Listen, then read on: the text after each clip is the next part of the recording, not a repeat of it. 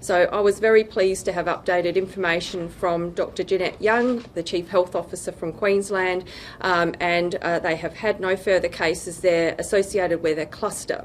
So on the basis of this, we looked at what a risk would be in South Australia, and we've decided that from 14 days from when the likely transmission occurred from the first case, which was on the 2nd of January, 14 days from there would make it Sunday the 17th. So we will cease requirements for people quarantining coming from Greater Brisbane into our state. That being said, those people who are in quarantine currently, we will need to make a decision about as well, but people coming into the state after that date don't require a quarantine. What we will, though, continue to do and to require from people from Greater Brisbane from Sunday the 17th up until Wednesday, and that was when that case went into quarantine, into isolation. It was the last time there was anyone out and about and infectious in the Queensland or Greater Brisbane community. We will still require the day 1, 5 and 12 testing. So that's anybody coming from Greater Brisbane back into our state from Sunday won't require quarantine but will require the testing. Now, people who are currently in quarantine, and there's someone special to me who's currently in quarantine, so I know that people will be wondering what is going to happen to them. So again, we've had a good look at the risks back during that period of time, the fact that there haven't been any further cases, and we've decided that the majority of those people will be able to come out of quarantine. However, there are, of course, a number of places in Greater Brisbane that were of concern.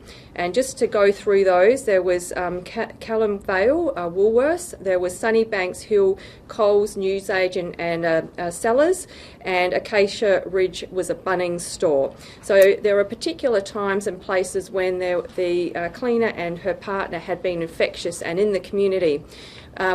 SA Health, when we had this initial issue and we had people returning between the 2nd of January up until the 8th of January coming back into South Australia who didn't require quarantine, SA Health had a look at where people had returned from, and people from those suburbs were contacted with an SMS to check that they hadn't been to any of those locations. And we'll be doing the same thing back from the 9th and up until tomorrow, just to check that there's been nobody coming into our state from those particular suburbs, and we'll be individually contacting those people either by SMS or a phone call just to double check that they haven't been to any of those high-risk locations.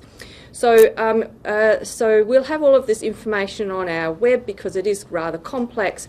It is good to be able to let people know that if you hadn't been to those locations, you will be able to have a shortened quarantine period. But I am also going to stress that you will need to have had a negative test. So you'll have had at least your day 1 test, and that will need to be negative, and you will need to continue the day 1, 5 and 12 testing, because we've found that very useful when we've had that sort of more medium risk situation for us in South Australia. The other thing I think to say is when we look at what's happened in Queensland and the investigation that they've done and the response they've done, they've also been able to get hold of just about every guest that had been at the Grand Chancellor and followed those people up. And unfortunately, because those people have now been in a hotel where there has been a localised outbreak, they do need another 2 weeks quarantine. We've done the work here in our state, and there's 2 people in our state who will require to continue their quarantine period. Similarly, other states have done the same thing. So as well as, of course, the guests who have been there are also staff working at that hotel, and they're also in quarantine. And between SAPOL and ourselves, we've checked to make sure there are no staff from that hotel in our state who, again, would require quarantine.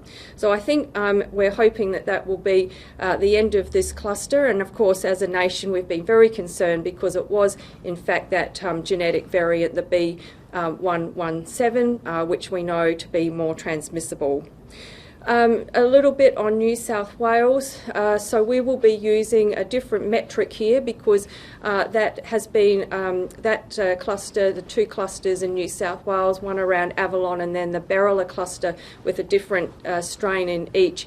It has become, evident that there's been more transmission in the community, and so what we'll be waiting for is 14 days from the last person testing positive going into isolation, and that was indeed on Sunday night on the 10th, and that means that we'll be counting off 14 days from the 11th.